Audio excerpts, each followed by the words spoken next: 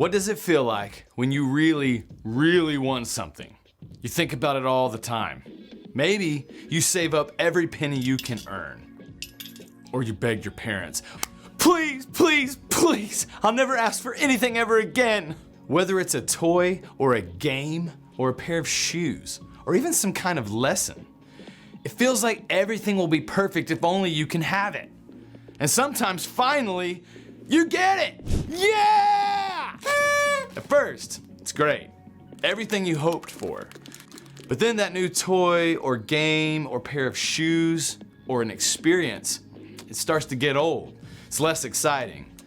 Maybe even it breaks. Now you're bored. You want something else new. And it happens over and over and over again. But here's the amazing thing. God's given you a superpower to defeat the cycle. Instead of always focusing on something new, something you don't have, fix your eyes on what you do have.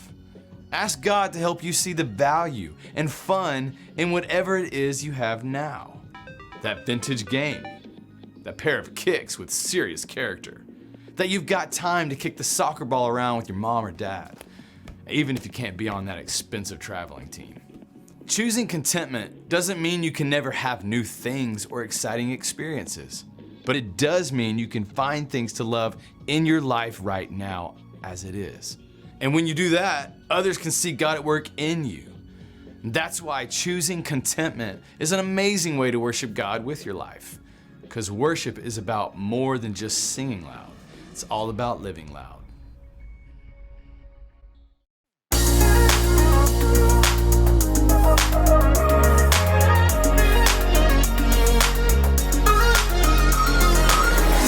Gotta know you're everything I need. You are the reason why my heart is beating. God, you're always taking care of me. I wanna follow where you are leading. Ooh, I don't wanna miss out on the good right now. Ooh, and everything I see, you're good, so good to me. I have decided I will depend on you no matter what.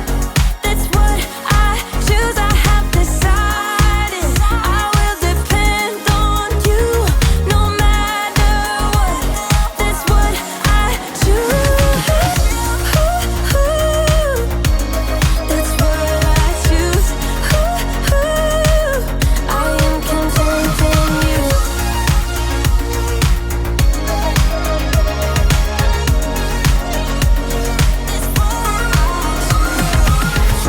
Thank you for all that you've given me.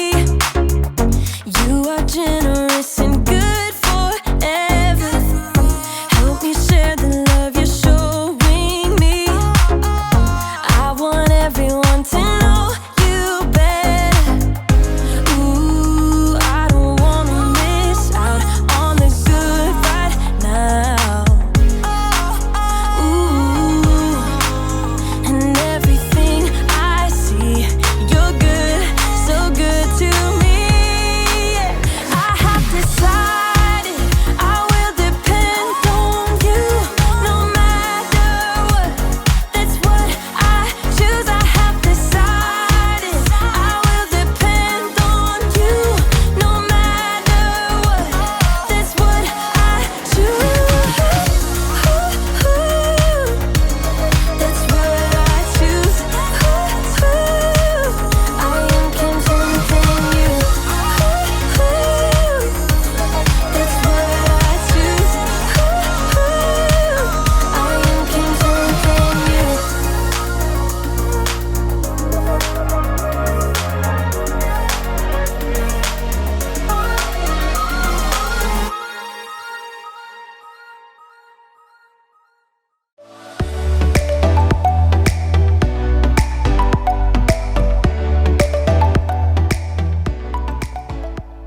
Oh, ha!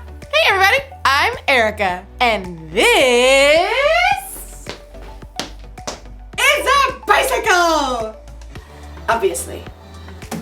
this bike has seen better days. The paint's chipped, the gears are rusty, and the handlebars squeak whenever you turn them. If you had a bike that looked like this one, you'd probably be a little disappointed. Maybe even a little sad. You'd probably think it was time to get a new bike. But maybe you need to think again. Oh, sorry. Let me explain what I mean. It all starts with contentment. Contentment is learning to be okay with what you have. That means you don't have to be sad about your old bike. You just have to look at your old bike in a new way. You gotta see the potential. Just look. Can you see it? All she needs is a little air in the tires, oil in the gears, and some flash. I don't have to buy a new bike when I've already got everything I need to make this bike feel like new. And that, my friends, is what I call upcycling. Let's do this.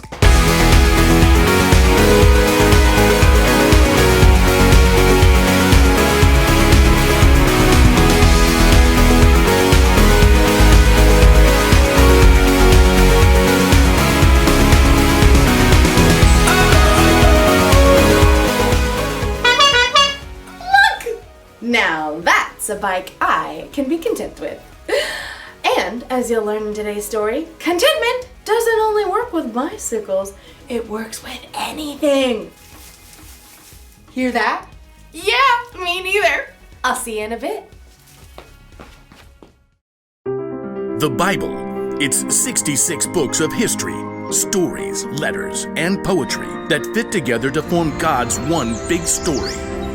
The epic adventure of how He created us and loves us so much that He made a way to rescue us. As we travel through the Bible, from Genesis to Revelation, we discover people who met God and found their lives changed forever. Now, for an amazing story inspired by the book of Philippians, chapter 4, verses 11 through 13. We live in a time where it's really easy to communicate. In 2 seconds, I can send a text to a friend in another state or hop on a FaceTime call with my dear auntie on the other side of the world. But when the Apostle Paul was planting brand new churches, it was not a simple matter for him to stay in touch with the new believers in places he had traveled. Every letter had to be carefully handwritten and then hand-delivered. Plus, travel was often difficult and dangerous. It would take weeks, if not months, for a letter to even arrive. So whenever Paul wrote a letter, he chose the very most important things to say. Every word mattered, including these verses he wrote to the believers at the church in Philippi. I have learned to be content no matter what happens to me. I know what it's like not to have what I need. I also know what it's like to have more than I need. I have learned the secret of being content no matter what happens. I am content whether I'm well-fed or hungry.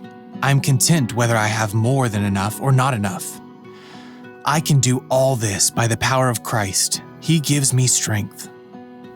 See, Paul wanted the Philippians and us to understand that God can help us be okay in any situation, no matter what we face. Now, I'm sure you're thinking, yeah, that's easy for Paul to say. And that was true. To start off, he was a well-to-do, well-known, respected religious leader with a lot of power. But when Paul met Jesus, "Why are you opposing me?" Who are you, Lord? everything changed. Paul's new outspoken beliefs upset both the Jewish leaders who had been his friends and the Greek and Roman leaders who were afraid Paul would cause trouble. Paul himself recorded some of the crazy situations he experienced during his travels. In a letter to the Corinthians, he explained, I have been in prison. I have suffered terrible beatings. Again and again, I almost died. 3 times, I was shipwrecked. I have been in danger from rivers and robbers. I have been in danger from my fellow Jews and in danger from Gentiles. I have been in danger in the city, in the country, and at sea. I have been in danger from people who pretended they were believers. Often I have gone without sleep. I have been hungry and thirsty. Now, Paul truly understood what it was like to face difficult situations of every kind. In fact, when he wrote his words to the Philippians about contentment, he was under arrest and couldn't even leave the house. Now, your story is different from Paul's. If you were to tell a trusted friend what you were going through, it might sound something like this. I've had to wear my same sneakers, even when my friend got a new pair. I've had to live one place during the week and another on the weekend. I've had to settle for a movie night even though I wanted a sleepover instead. I've had to live with a cast on my arm for 2 months. I've had to sit alone at the lunch table.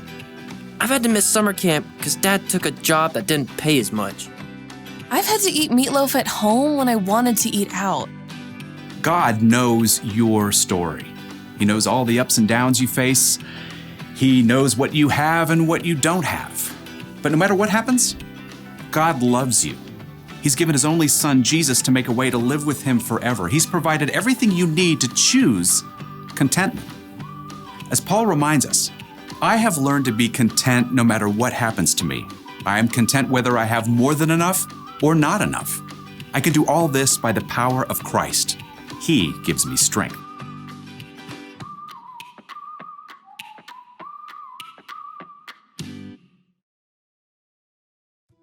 The Apostle Paul went through a lot in his life. He'd been hungry, he'd been in trouble, he'd been in prison, but somehow through it all, he knew how to be content. How could he do that? How do we do that? Well, we can find out in the letter he wrote to the Philippians. 2 things. First, Paul wrote, "I have learned to be content no matter what happens to me." The key word there is learned. Paul had to learn to be content, and so do we. Just like we learn what 2 + 2 is and how many continents there are. 7, 6, 5.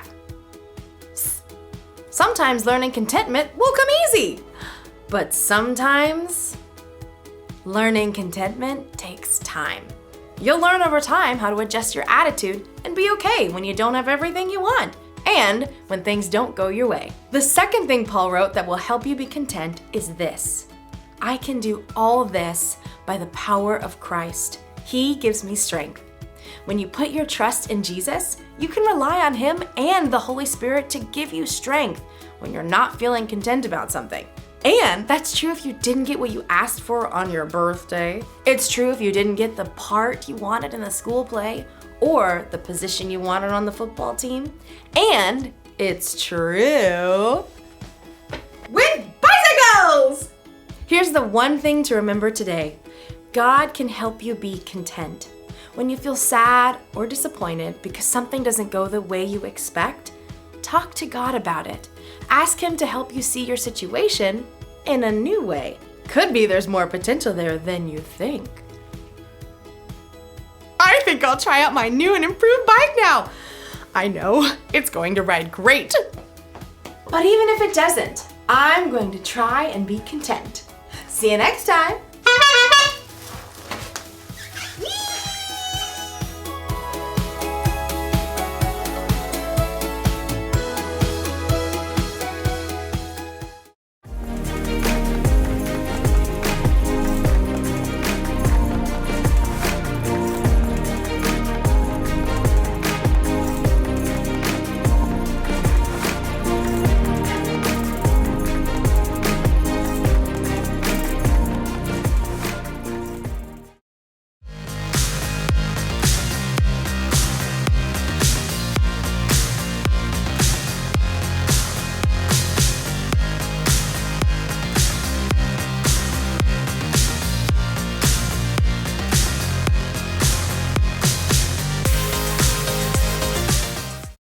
You cannot. Can too. Cannot. Can too. There's no way that you can ride a unicycle. Yes, I can. It's easy. Easy?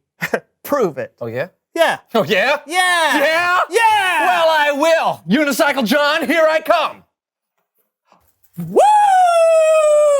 Ha ha! I thought you said you could ride a unicycle. I can. But I still have the training wheel on.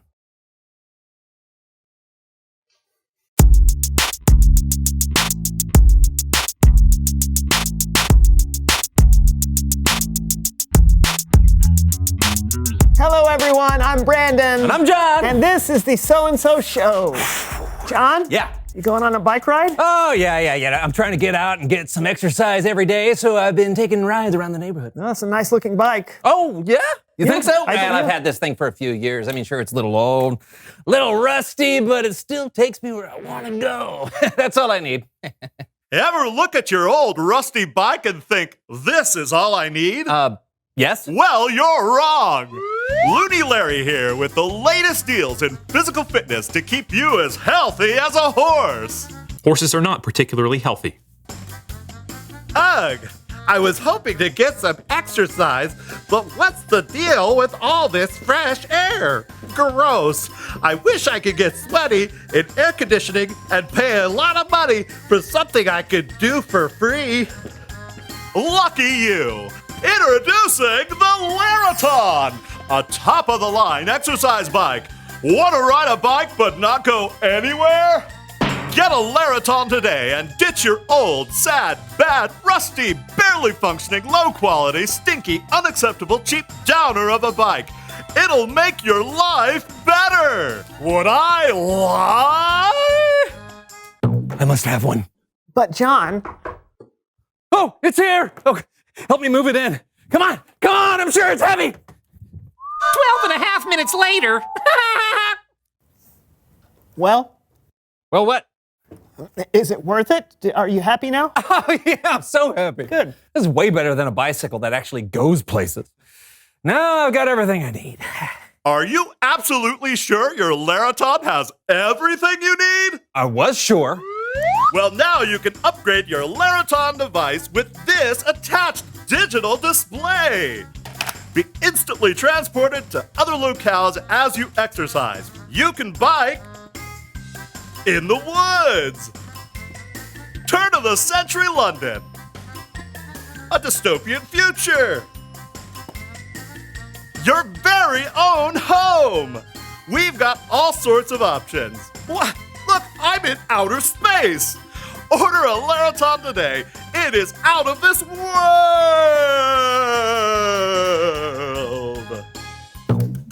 Well, there's no way you'll... Thanks, John. I know. Why do you need all of this stuff? You already have a real bike. Yeah, but my real bike can't take me through the Swiss Alps. Yeah, I guess not. Now I'm absolutely 100% certain that I have everything I need. Whoa! But do you really? Release my friend! Love owning the Laraton but hate all the exhausting exercise that comes with it? Introducing Larabucks!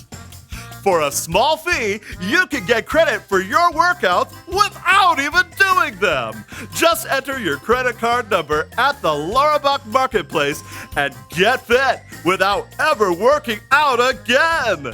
Would I lie? Nope.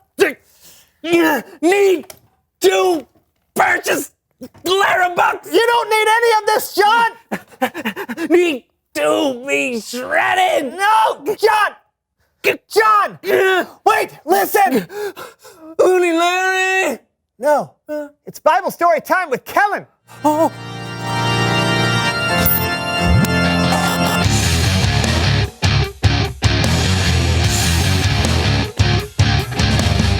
Hey guys. You okay? Great, Kellen. Quick question. Can I borrow your credit card? Ignore him, Kellen. What are we talking about today? Well, we're talking about this. The Apostle Paul wrote this in a letter to the church of Philippi. You can read it in the book of Philippians. Paul wrote, I have learned the secret of being content no matter what happens. You see, Paul knew what it was like to have more than he needed, and he also knew what it was like to not have enough. In fact, when he wrote these words, Paul wasn't a free man. He was being held under house arrest. So what is it, Kellen? What's the secret of being content? Well, I'll tell you. After we check in with our friends Becky and Bathilda. Whoa! Look at the haul of candy these two have. This, my friends, is what it looks like to have more than you need. And you'd think it should be easy to be content in a situation like this, right? But then, Bathilda... Who would do this? Who would do this? Gross! No, not the sour candy! Who would give out sour candy? Ah! I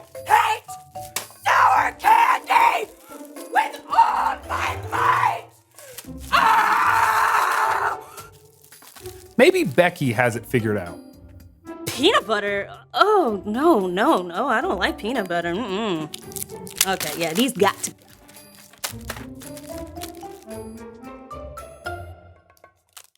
But you know what? My dad likes peanut butter, so I'll just set these aside for him. You see that? Becky was able to turn something she didn't like into a positive. While Bathilda, well, she lost her cool. Becky was content while Bathilda was not. And that's when things are going good.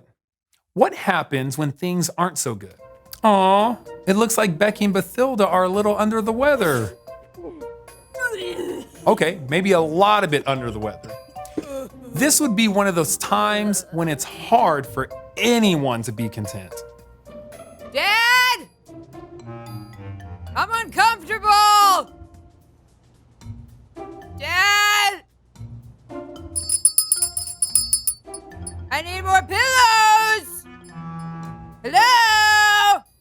Bathilda's a little upset. And I totally get it. I can get that way when I'm sick too, or when I'm hungry, or when I don't get my way, or when someone has something that I want. It isn't always easy to be content. But then Paul wrote that he learned the secret of being content no matter what happens. Thank you for the ginger ale. I wish I wasn't sick, but it's nice to know that I have someone taking care of me.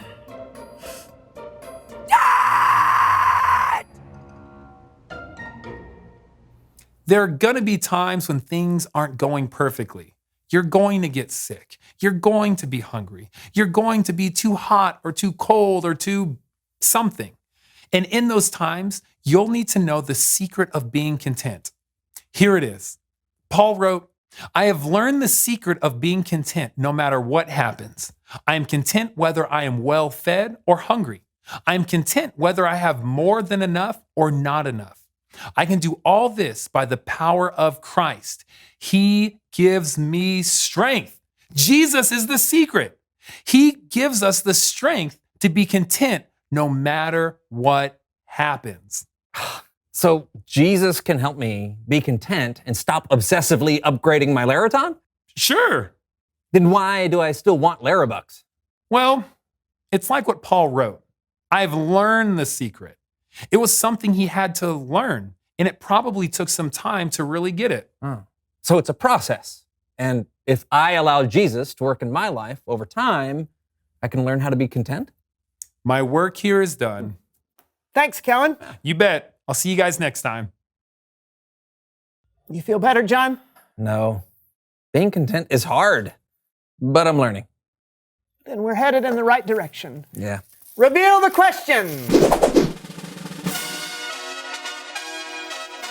When is it hardest to be content? Well, it's obviously hard to be content when things are bad, but I actually think it's really tough to be content when things are close to perfect. Yeah, I totally get that. Like when you're at a theme park for a big vacation, but have to wait in a long line. Or when you've got exactly what you need and something better comes along. Yeah, but is the Laraton really better? Nah, I think I'm going to return it. All sales final. Okay. Well, good luck with that. Until next time, I'm Brandon. And I'm John. This was the So-and-So Show. You know what I could do with this? What could you do? Hang laundry on it. Oh, that's great. I would get it nice and dry. Yeah. This would get nice and dry from my sweat. You know, an exercise bike is all well and good, but riding a bike in the great outdoors, well, ain't nothing better. Woo! Look at this scenery. Wow, this feels great. You can feel the wind. Can't see it, but you can feel it. You know. Woo!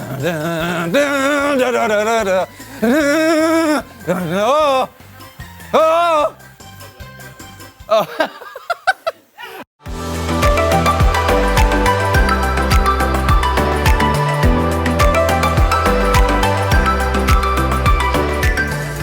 Let us pray the Lord's Prayer. Our Father who art in heaven, hallowed be thy name. Thy kingdom come, Thy will be done on earth as it is in heaven.